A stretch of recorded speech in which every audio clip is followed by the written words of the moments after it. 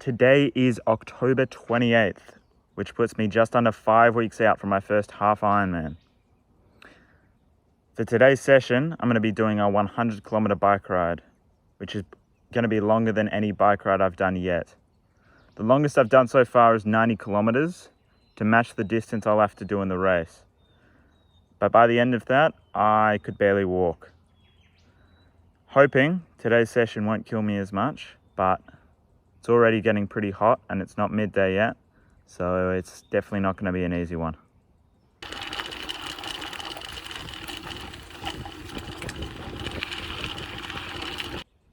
Just over 10 kilometers in right now, feeling pretty good, but it's definitely heating up quite a bit and I've still got a very long way to go.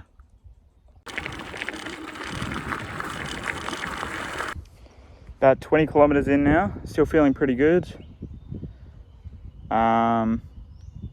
Still got a long way to go, which warrants one of these.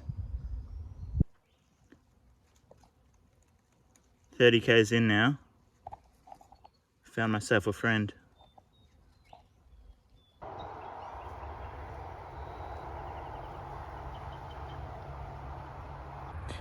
Just over 50 k's in now.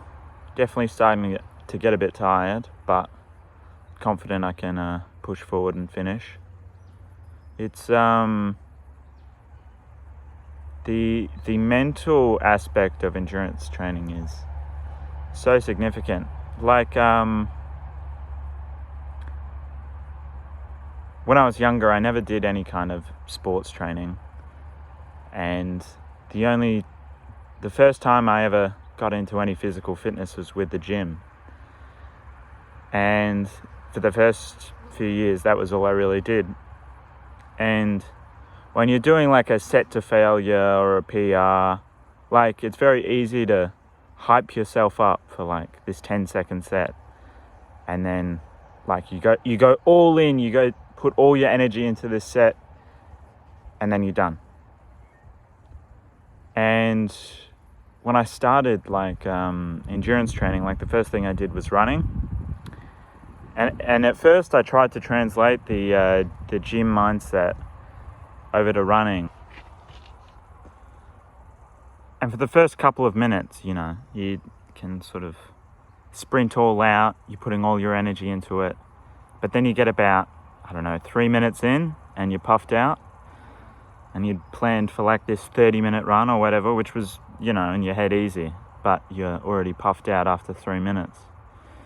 And it took me quite a while to realize like it's a completely opposite sort of approach you have to have for any kind of endurance training. It's like this sort of weird middle point you have to find between like almost being relaxed and still pushing yourself. And it wasn't until I sort of worked that out that I made remotely any progress with endurance training. And I think for anyone who's only ever gone to the gym, or on the other side of anyone who's only ever done endurance training, it's very eye-opening to try the opposite version. Not necessarily the opposite, but very different way of training. And I think you can translate it over back to gym training, and it helps you look at things in the long-term picture a lot better. Now 60 k's in, and on the bright side, it's starting to cool down, and we're getting into late afternoon, so it should only get cooler, but the bugs are coming out in full force, and having to wipe them off my arms every 5 minutes.